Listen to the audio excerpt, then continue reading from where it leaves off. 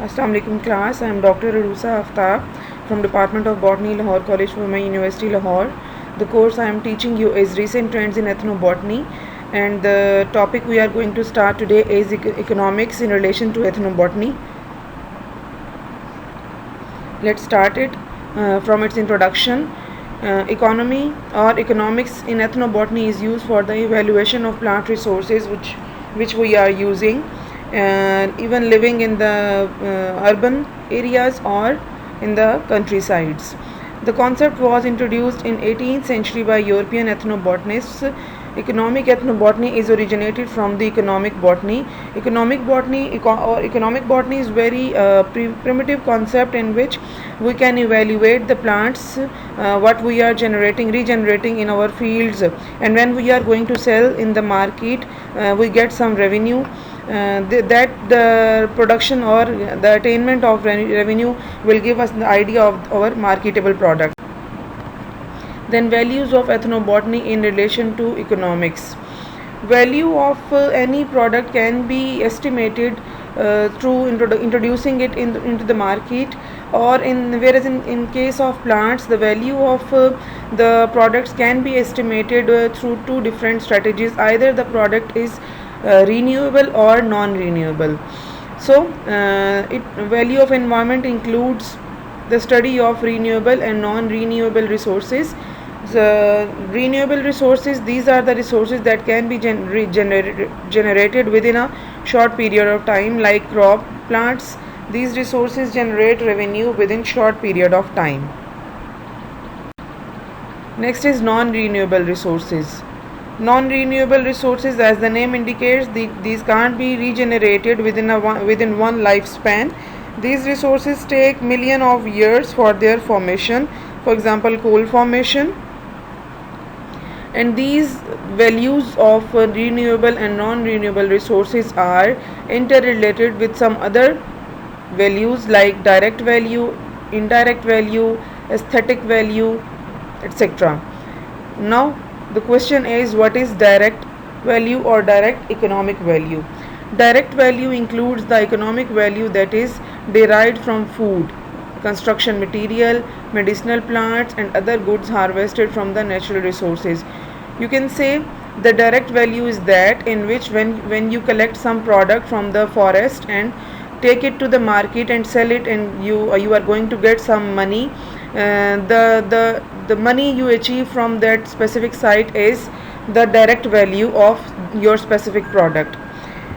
Now, indirect economic value is that in which it refers to the benefits provided by various environmental services. Indirect value in which you are not going to sell your specific product in the market, while in this case you are going to generate some revenue through some other resources that are interlinked with the direct products, like when you are going to produce some wood, and that wood is being used for the production of furniture or any other item. Through that furniture or through that swing or any other wood product through which you can generate some money, this production of money will give you the indirect value of that specific product. Another example is climate regulation, water purification, maintenance of soil fertility, and disposal of waste products. If you are going to regulate your environment and generate some money, that will be also a source of indirect economic value. Then water purification and maintenance of soil fertility. If you will be able to fertile your soil, you will be able to produce more crops and more money will be generated. Then aesthetic value. It is based on the enhancement of recreational activities in recreational sites and appreciation of natural beauty. For example, bird watching, natural photography, tourism promotion, hiking, and diving. The money you achieve or you produce through aesthetic by promoting your aesthetic areas or your. Next is ethical values. It comes from beliefs from common cultures that life has intrinsic significance. This type of value is not related to the money or revenue.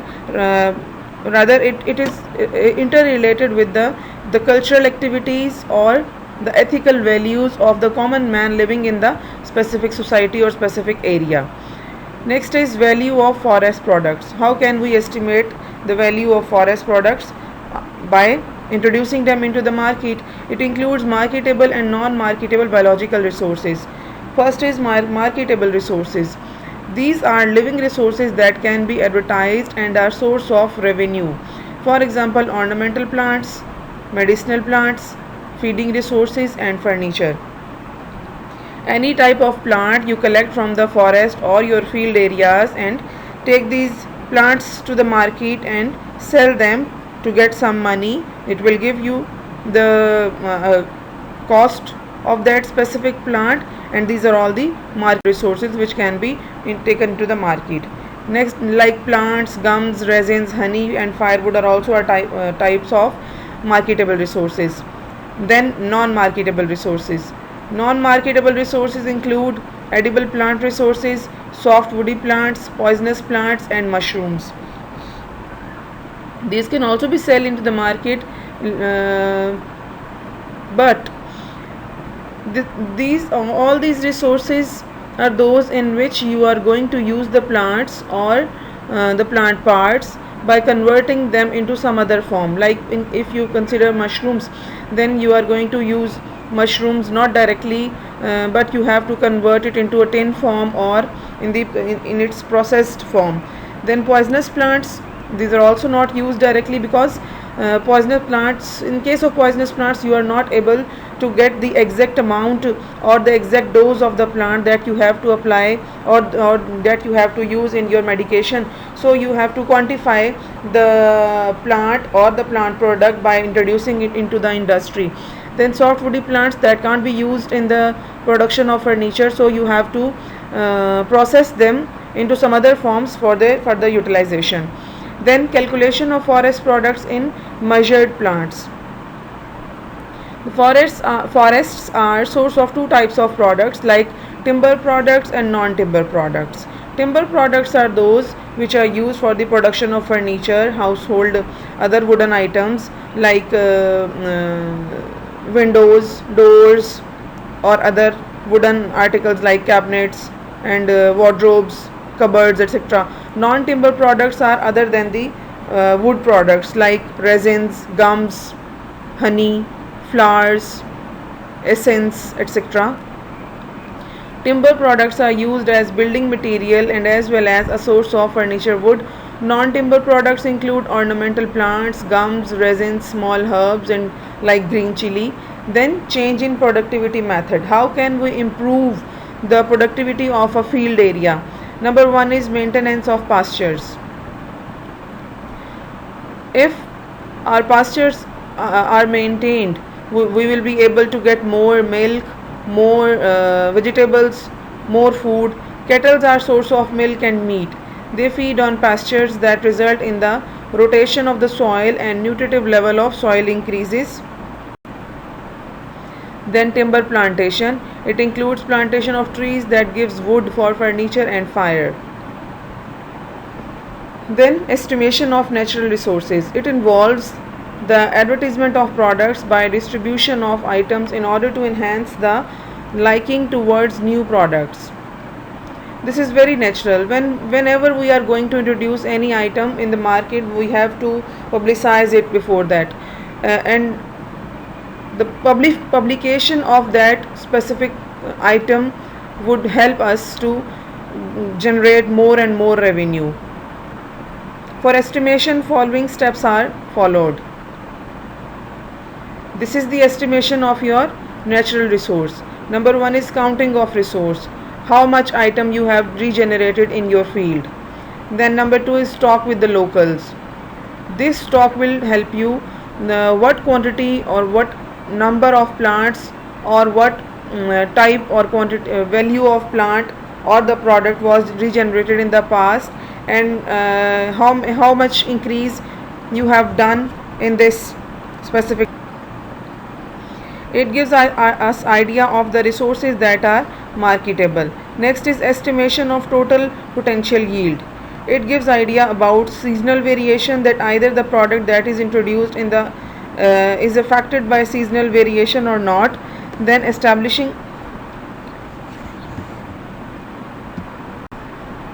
Now gross revenue, it is the total amount of sales recognized for a reporting period. Prior to any deductions, this figure indicates the ability of a business to sell goods and services but not its ability to generate a profit. Next is net revenue. It is the sales of a company from which returns, discounts and other items are subtracted from.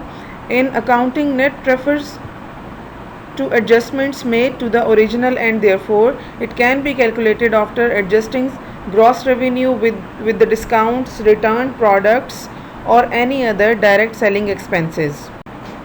Then next is the resources for establishment of market value. This is the chain of all those people that are involved for the establishment of market value of any marketable product. Number one is forester.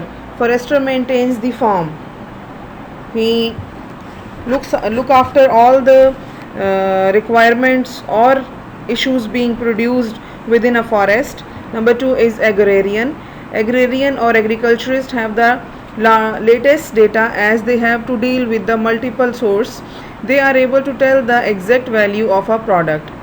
Then middleman. The middleman takes the product from farmer and sell in the market.